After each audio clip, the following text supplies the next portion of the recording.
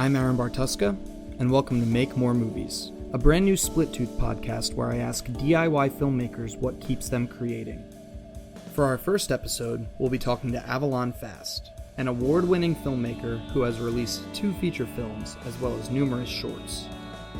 Her newest release, Camp, recently won the Best Picture Award at Fantastic Fest in the Next Wave section and acquired distribution from Dark Sky Films.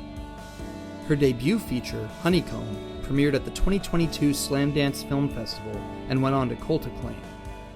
Now, having just shot her 3rd feature entitled Drinking and Driving, Avalon and I sat down to talk about what life is like after having festival success, her budding acting career, and why we both think warm weather is overrated.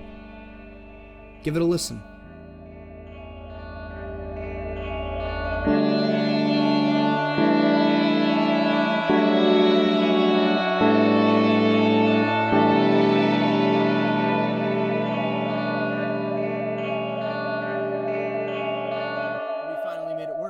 We finally found a time to meet up.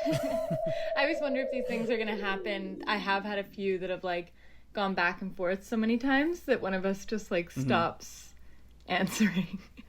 I saw Honeycomb during Digital Slam Dance. Oh yeah, cool. I think it was 2022 January, something like that. Yeah, that's right.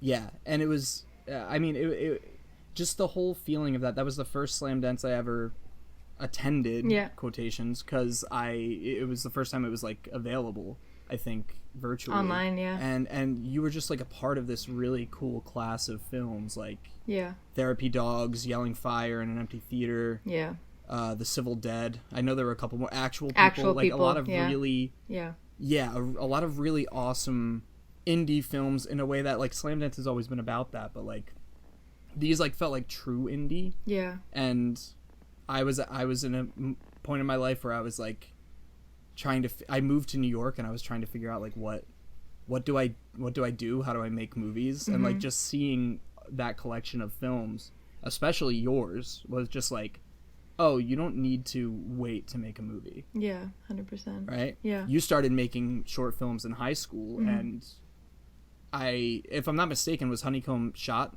while you were in high school? Honeycomb was shot the summer, the summer I graduated. I had the idea, and then we shot it the following summer. So I'd been out of high school for a year. We'd already been doing it, I'd been making films on my own since I was, I think I've tracked it back to being 8 years old. So, and then, with the help of my friends and high school, we were making movies. We were making 20-minute long movies. To me, the stories, when I started to think about Honeycomb, it was just naturally a longer story, and I didn't see why, if we were able to make these 20-minute movies, why, without just spending some more time on the thing, why we wouldn't be able to make it into a feature. And I think at first, maybe in the original cut of Honeycomb was 45 minutes, it didn't feel like this feature. That was never I never went into it being I'm gonna defy the rules here and make a feature film. That was just naturally the length of the thing. And then I remember when I started looking into submitting it places, that was when I realized that we were closer to feature film length than we were to the eligible long form shorts. And I thought, okay, we're gonna have to extend this and make it longer so that it fits into this feature film category.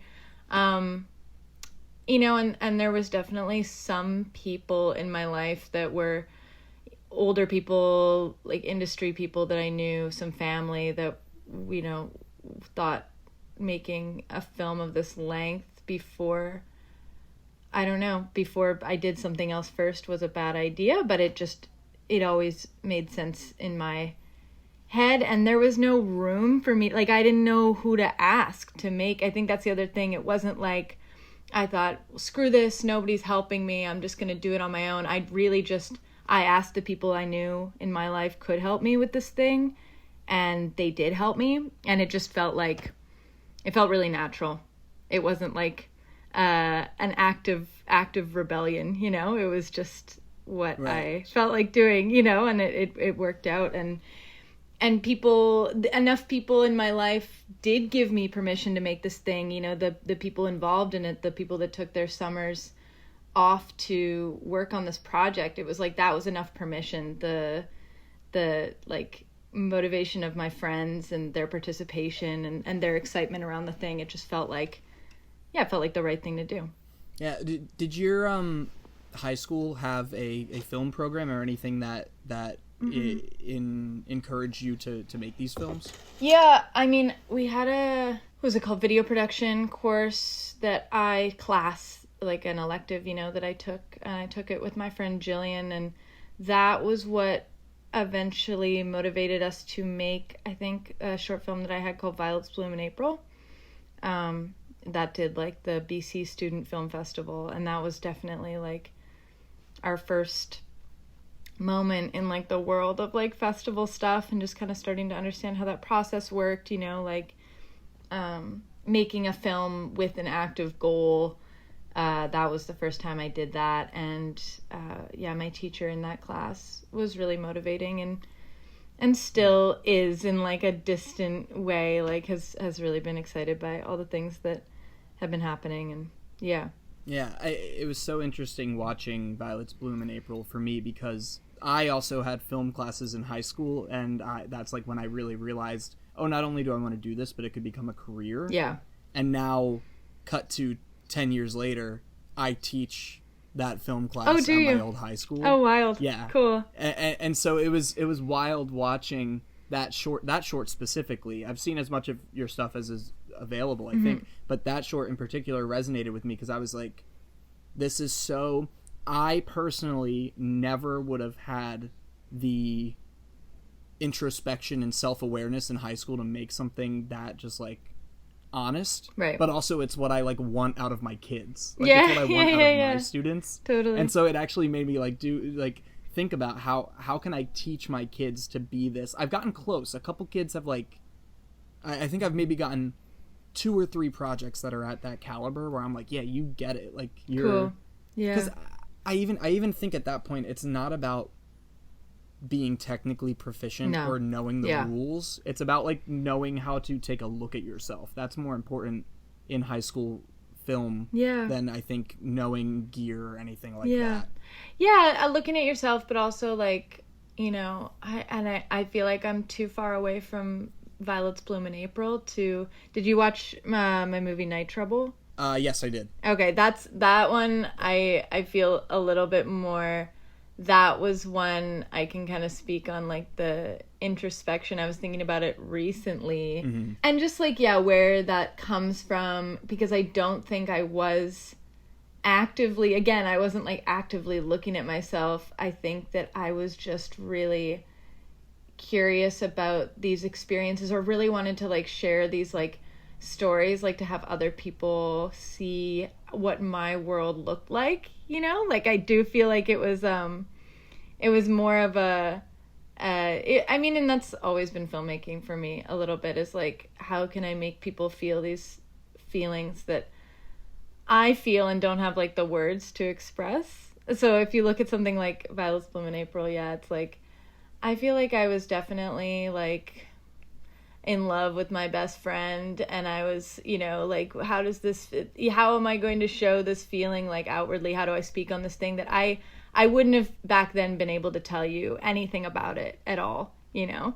I probably would have like regurgitated something about how high school makes you feel lonely, or I don't know, you know, but it like there's always been like an honesty, I think, in my filmmaking that's allowed me to say things that I wouldn't have known about myself at all and would not be able to tell you about in the moment, you know? Like, so it's a hard thing to teach, I think, to do that, you know? So props to you. I can attest to the fact that it's very hard, but it is something. The thing I try to keep hammering into their heads is like, and it's so, there's almost no way to understand it. It speaks to what you were just saying, is like, you know, you guys like want to have a document of yourself at this time in your life.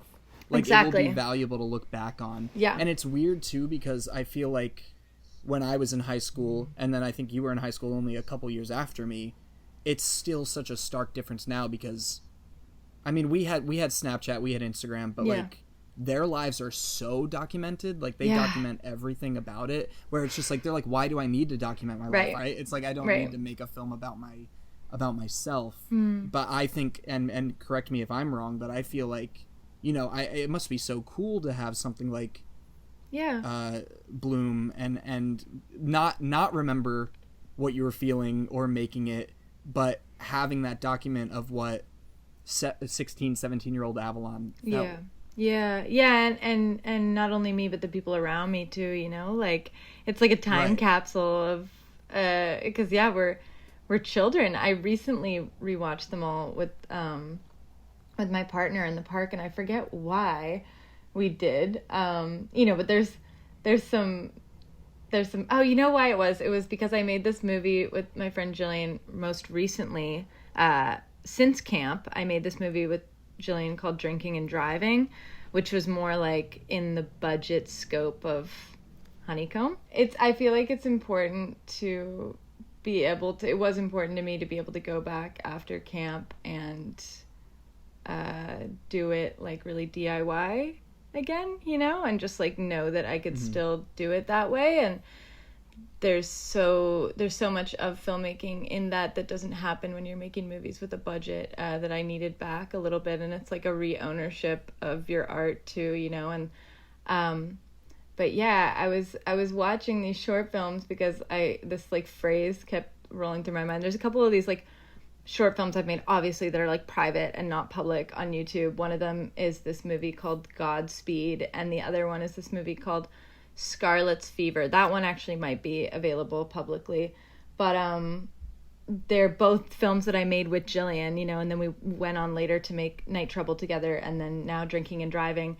And this like quote, like, from the twisted minds that brought you Godspeed and Scarlet's Fever, like that kept replaying in my head because like that's so fucking funny, because like these films are just so ridiculous. And like those ones in particular, they're ones her and I both will agree, like Godspeed in particular, like we don't watch it, you know, like I've made a lot of stuff that I don't like have as much attachment to later, but it's still so cool to go back and look at these things and think like, what was I trying for here, you know, like what was the thing? And that brought me to watch Violets Bloom in April again, and Night Trouble, which is cool because I only revisit them maybe once a year, you know. How do you feel about watching your own work? Do you ever, is it always with your friends? Do you do it alone? Like, what, I feel like there's a weird, like, you almost feel like a narcissist when you do that, because I do it sometimes and I'm just like, what am I doing? Like, but I do feel like there's also something to, you're watching the stuff you made as a kid that's almost like watching films by a different filmmaker. Totally. Right? No, yeah, I mean, I do have you know what, I have like a tendency of when I hear somebody is watching or has watched a movie of mine, and I like that person, or I'm interested in like their mind watching my stuff, then I'll go back and watch my stuff like with this lens of like them watching from it their perspective. Yeah. I'm like, I have a habit of that.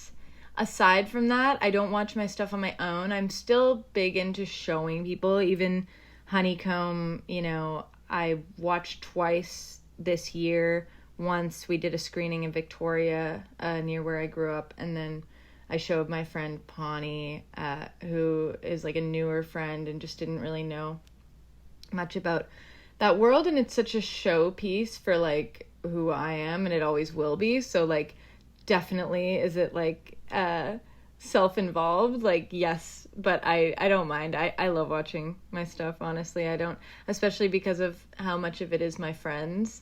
And their work and their performance. I never feel like guilty about it. I just love to catch up with it when I can.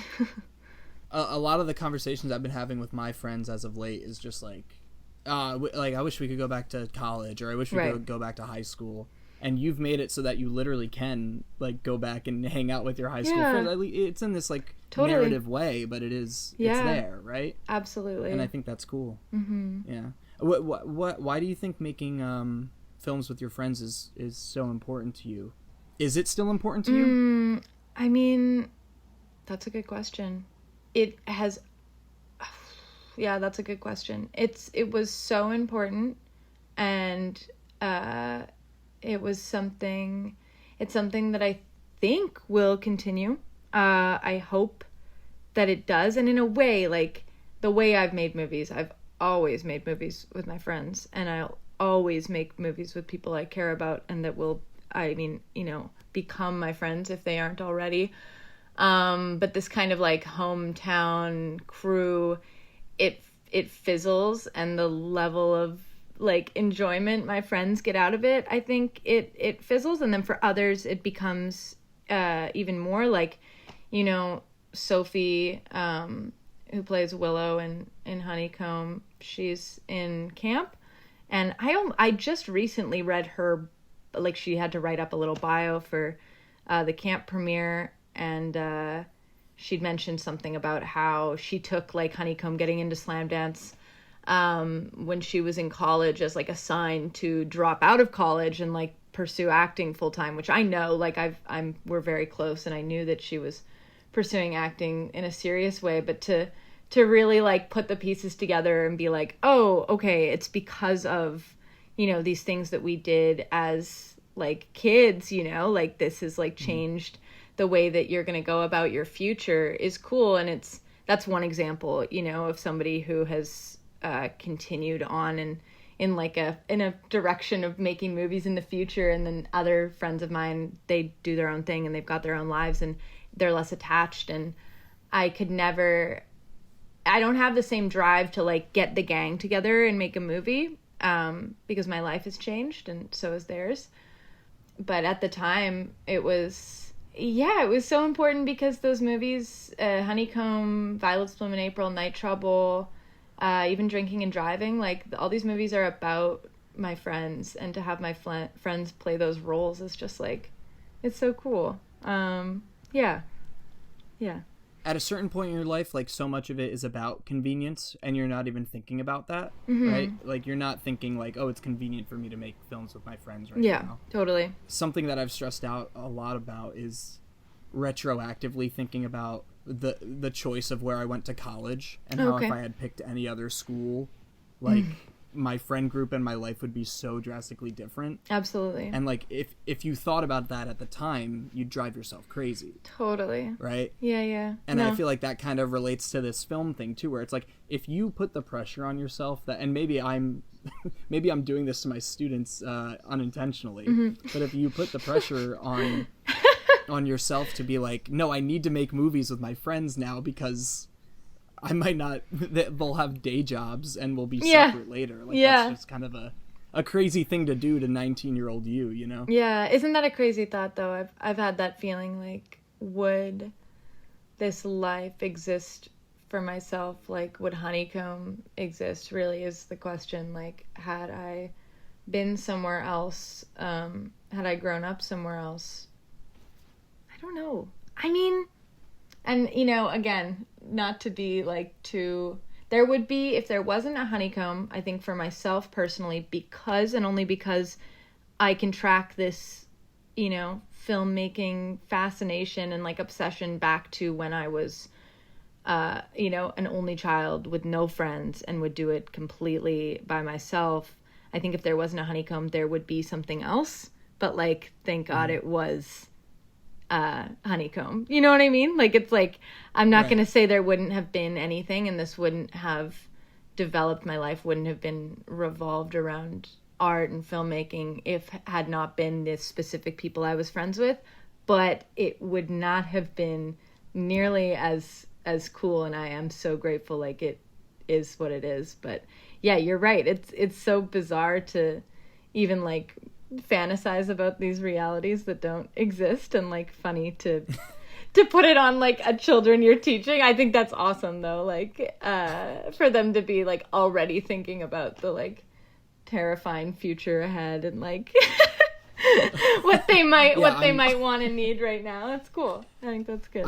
I'm teaching them existential dread. Yeah, totally. Which is an essential part of being a filmmaker, I think. Right. Existential dread. I think that's good. I remember with Drinking and Driving specifically, Jillian and I had this conversation, like, it seemed psychotic because we'd been working so hard, and she worked on camp as well.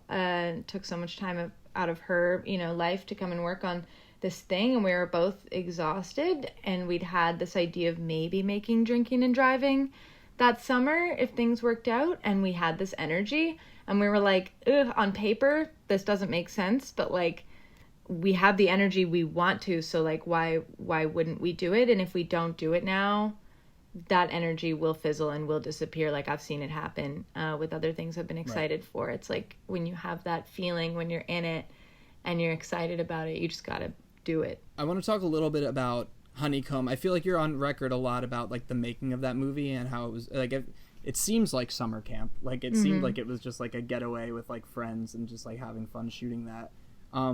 But I want to talk a little bit about the festival submission process and getting accepted to Slam Dance and what that was like for you. Would take me through that process. Sure. Yeah. What happened? I finished. Oh my goodness. This is so funny actually, because if you remember. I do. I wanted to, and shout out Fantastic Fest right now, because I wanted to submit to Fantastic Fest because it was the only genre festival that I'd understood and heard of in my life. I don't know why exactly. I think I'd looked things up online. I was a critic for like a film podcast when I was 19, and I knew that they would always go to Fantastic Fest to like report on like genre films, and I wanted to go, and so it was just in my head that was the festival. That's where I wanted things to happen for me. So I think I was trying to go through the submission process for Fantastic Fest, and that's when I realized Honeycomb needed to be, 80 minutes long or 70 minutes long, or however long it needed to be. I can't even remember how long Honeycomb is. To submit there. Or what am I talking about? I'm lying. This is what happened with that's what happened with Night Trouble. So I wanted to submit Night Trouble there. That's what happened. Through that, I got in contact with Peter Kaplowski, who does like the Midnight Madness programming at TIFF. He really liked Night Trouble. And when I finished Honeycomb, I think we had submitted it to a festival. It could have been Fantastic Fest. I can't remember for sure. That was an essential part of it, though. It was like the festival I saw as being like the genre festival, which is cool now because of camp. But I got Honeycomb in like a place that made sense, like timing wise. It was like done. And I thought of Peter because he'd reached out to me like years before with Night Trouble and been like, hey, if you ever make something else, we're not going to select Night Trouble, but if you ever make something else, like send it our way. And we can like waive the submission fee and whatever. So I sent kind of just like a cold email off to this guy that I'd heard from once and was like, I made this movie. Like, I don't know if you how you could potentially help, but I don't really know what to do with it. And yeah, he really just like took the reins. He was super stoked on it. We had a call. He mentioned Slam Dance. He knew one of the programmers there a little bit, and KJ. And then I submitted it, and I kept in contact with Peter a little bit. I tried for some other festivals as well, and and then Sophie and I were in poli-sci in college. We were just chilling, and I got this call from...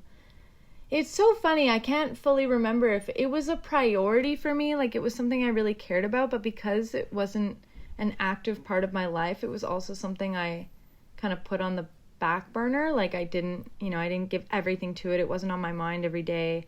It was like, maybe this thing will happen, and it was like there was an energy to it, but it was not it wasn't everything. And so I get this call, and it's like from Los Angeles, right? And I'm like, spam, and I like put my phone in my bag. I'm like, not gonna pick that up. And Sophie was like, dude, like you should probably take that. And I was like, Oh, right. Oh my God, right. Like, we're actually, there's a chance this is not just like, yeah, anyway, so I went outside and it was KJ, and she just told me over the phone that Honeycomb got in, and I just couldn't, yeah, I just couldn't believe it, to be honest. I was like, this is so wild, and I barely knew what that meant, you know? Like, that's the thing, too. I had not heard of Slam Dance beforehand. I did not know what that would lead to. I had no expectations. So it was just like, yeah, it was just totally out of my world and really exciting. And yeah, I was so naive and like clueless to the world of filmmaking. And it's been since then until now that I've been like developing more of a confidence around being a filmmaker and that being like my world. And yeah, I don't know. No, that's a great story. Yeah. That resonates with me a lot too, is just you saying like accepting that I'm a filmmaker, because I feel like even sometimes I will say to people, even though I've made however many features, Yeah. I'll say to people like yeah, I want to direct. I'm still trying to be a filmmaker. Yes, and it's like, totally. no, you make your first thing, you're a filmmaker. And Yeah. that's what I tell my students now, is like, the second you make a project, you're a filmmaker. Right. Yeah, yeah. And I also think it's so funny because I've heard that sort of thing before. I equate getting into a festival to being in a relationship or looking for a relationship, where it's like the second you stop trying, right, is usually when it like sneaks up on you. Interesting. But like if Yeah. you're like Tinder, like if you're on Tinder every day, I equate that to like checking Film Freeway Yeah. every day. Checking right? your And it's just, analytics it's and never like gonna seeing happen. if yeah. Exact. Did someone from Los Angeles watch an hour of my film today? Like you, and it's just like, it's never gonna happen. Throw in the towel. You'll meet someone at a bar. Absolutely. Though I do think you have to let, there's a certain like letting go and like letting your thing exist in the world. I also have always like equated it to like micromanaging your child or something, when it's like, Sure, helicopter parenting. yeah, you put your kid out into the world or whatever, you let your thing have its freedom, and then you actually have to let it have its freedom. And like I take things extremely personally, you know, like I don't even like follow my own preachings here about this stuff. It's like I do get obsessive and protective and possessive of my films, and I want people to see it the way I do and everything, but there is such a like letting go, and it's healthier that way, to like take your space from the thing a little bit. Okay, so you get into Slam Dance, and I feel like Slam Dance gets Honeycomb a lot of press. Like, Yeah. There's a lot of attention on it. Yeah. What's the year after that? Because again, I feel like so many people, I guess this is more in line with like, I guess a South by or a Sundance experience or something like that. But I feel like so many people see Slam Dance as like, oh, you get into Slam Dance, you're golden. And I feel like in some cases that's true, in some cases that's not. So however much you're willing to disclose, just like what are the conversations you're having in the year after that? Like, how does camp come to be? Like what's going on?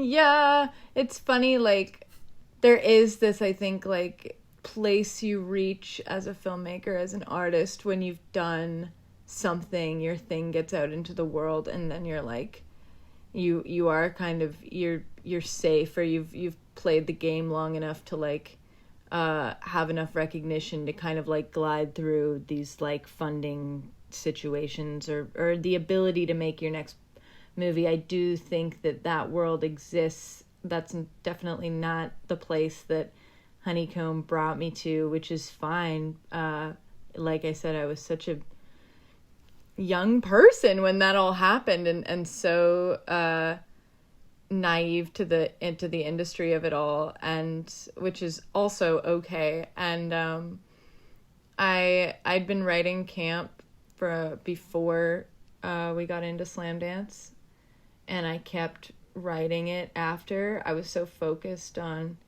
Honeycomb and everything it was doing, and just like the loveliest thing that happened with Honeycomb was the amount of festivals it played and the amount of places I was able to travel with it and be with the movie and see people see it, and then also probably being in Kayla Janice's book, like House of Psychotic Women, like that experience was that was epic. Again, something I didn't understand before it happened, and what a cool thing to be like, just like invited into like a world that you didn't know before. And I just feel like I fit so well, like getting to do these festival runs and like meeting these people. It just felt like I was being brought into the space that I like belonged, and it was like a really important part of my life.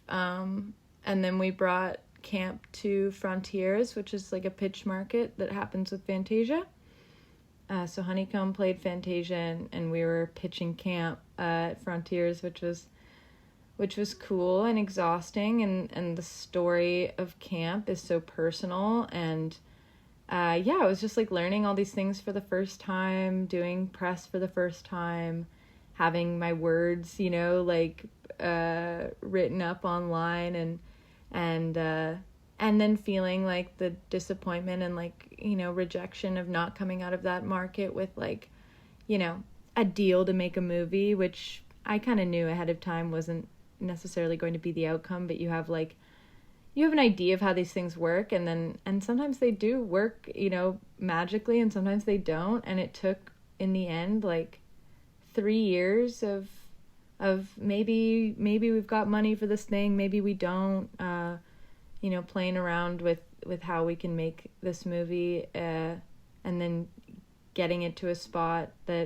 where we actually finally could, which was last spring. And then we shot it, we took about a month, and we shot it in Alberta. And I mean, that coolest, like you watching the Slam Dance program for the first time, like online, one of my producers, Taylor, did the same thing, watched Honeycomb, went to work the next day. The producer he worked with got a script on his desk. It's camp. He'd seen Honeycomb. He recognized my name. He read the script. He like connected with it, obviously. We got in touch, and then it's been like him and I like building this relationship of like working together, and like having a producer. Like, what does that mean? Like, again, one of these just giant questions that I did not understand coming into this, to now having somebody that I work with in that capacity who I really trust. And like what a cool thing to have happen, and just like, and then actually get working for like these 3 to 4 years on this thing, and then actually getting to make it, and now it existing. Like, I can go into nitty gritty stuff about what pitching the movie was like, or what getting money and then not getting money was like, but ultimately, like, it just took me a lot of time, and you just keep going, and like, I don't know, if you want to, like, you just keep trying for the thing, and it just it felt like it just, I wish I could look back, because there were so many times during those years where it just felt like, man, like, this is not going to happen. And I'm just going to, I always had it in the back of my head, I would just make camp like I made Honeycomb if we weren't going to get funding. Sometimes I'd get impatient too, like, okay, well, I'm just going to start planning to make this movie the same way that I've made every other movie. And I think that that's cool too. Like, I've always said I would love to see the version of camp that existed with no money too. Like, I don't know. I think it's, I don't know, for myself anyways, it's been really powerful for me to be in a position where I haven't needed money. I definitely need support. I think that's always something I used to say coming out of Honeycomb. I said, like, not necessarily do I need a big budget to make my next movie, but I really need support, and I've found that through this process, which is cool. Yeah, that's my big ramble. No, that's great. That's great, because it is scary. It is, and you do feel like you're going crazy sometimes when you're totally just chugging along, making your own DIY projects, and then it's like I'm the only one who's looking out for me, sort of, and that can be it can be a scary no man's land, right? Yeah, exactly. And so that's great. I'm so happy you got that support. Thank you. I think that's awesome. Did you have camp like ready to go? Like once Honeycomb was making the rounds, like did you have, people always say like keep the script in the back pocket, like did you have that ready to go, or did that come after that? I think I had a finished version of the two things didn't coincide for me until Fantasia, which was in the summer, right? So like August 2022 or July 2022. So no, I didn't have it going into, like I said, I was just really with Honeycomb. And again, I feel like I can only share like what my perception of these things is, but I've heard that, I've heard like, oh, keep this your next project in your back pocket thing. And I'm always like, well, that or like just be with the thing that you've made, like, Sure. Right? And that's kind of the approach I've taken. Like, I like to keep these worlds kind of like, I want to give the thing that I put all this effort into, like, my attention, because it's like you do this for so long and you work so hard, and it's like I want to be with the thing now, and not be trying to instantly like sell my next thing or sell myself to do the next thing all over again. It's like I'm just gonna like sit with what I've done here, and in the future, like, when this starts to die down, that's when I can start thinking about the next thing. Why horror? Why is horror? Why is that your genre of choice? Again, I don't know if it seems like camp is horror. Yeah. I don't know if drinking and driving is. Drinking and driving, it would definitely not be defined as horror. I'm curious to see if the world will define camp that way. It definitely seems like that's where it's been programmed, but I'm curious. Well, it is the centerpiece of the Brooklyn Horror Film Festival. It is coming up. The centerpiece of the Brooklyn Horror Festival. Another festival. I think it'll be hard. That'll be hard to escape. The horror label. Well, it's funny because I have a feeling like with Honeycomb, but I guess Honeycomb premiered at a, just like a general festival. It wasn't like categorized off the bat. No, I mean, camp is fantasy. It's genre. Is it horror? I don't know. Honeycomb, I've always felt the same with. I never. It didn't feel like I didn't pick it. I think I've been attracted to those kind of stories. I like dark things. I like stories that are dark in that way. I think I'm just naturally attracted to that. Why? I don't know. That's a good question. I feel like that's something that I'm asking myself every time I make a movie too. It's like, why this way? I've got this thing that it sounds like a quirk or like something I would use to like set myself apart from like the masses, but like people like the heat and the sun, and usually if like it's a sunny day, people are like, oh, like what a mood booster or whatever. Like I feel completely oppositely. I always have. It has always confused me.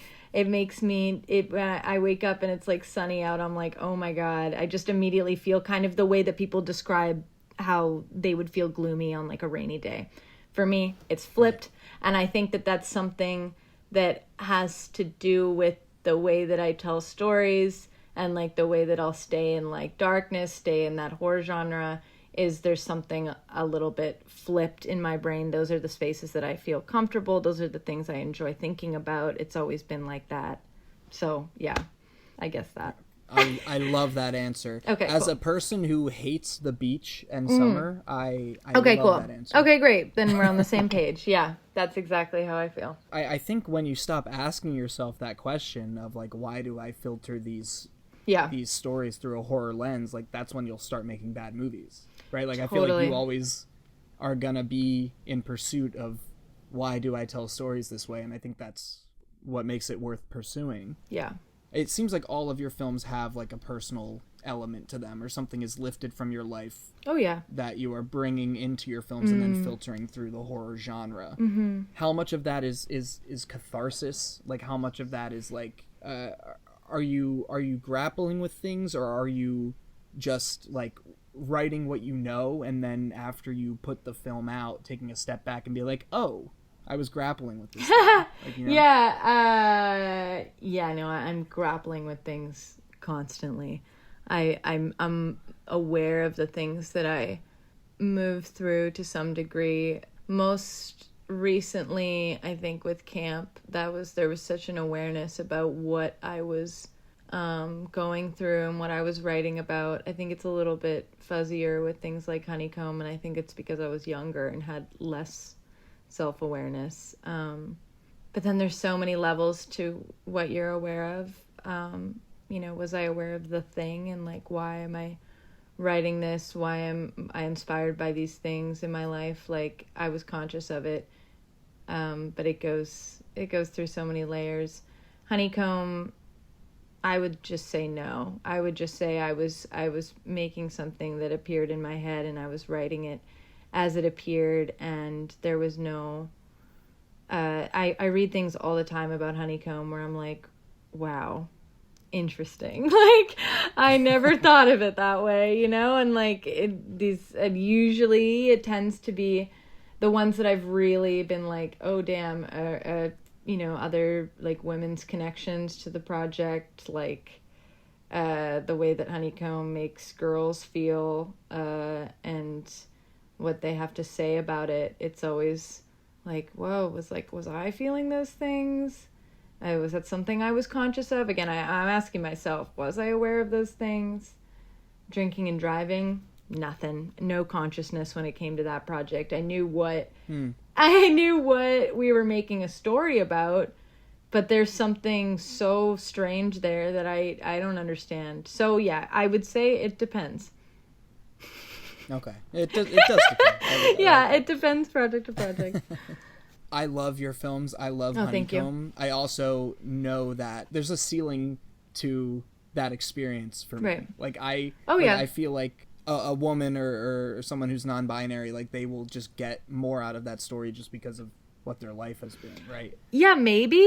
And then it's like, yeah, I never mean to be like exclusive when I talk about that. It's just like, because I do think you can feel things like anybody can feel, like as much as they want from something. But there definitely is like an experience of girlhood. Those are the stories, again, that like I resonate, the things that it's seemingly like girls have responded to and posted about online are the things that I really resonate with. But then a lot of other people have a lot of things to say as well that like, I don't know, man, they've felt lots of things from it in different ways, and that's cool too.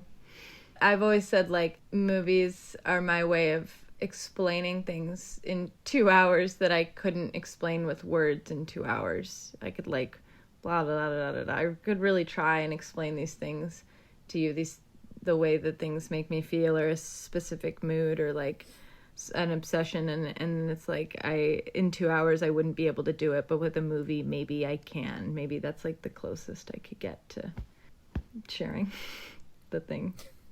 Right.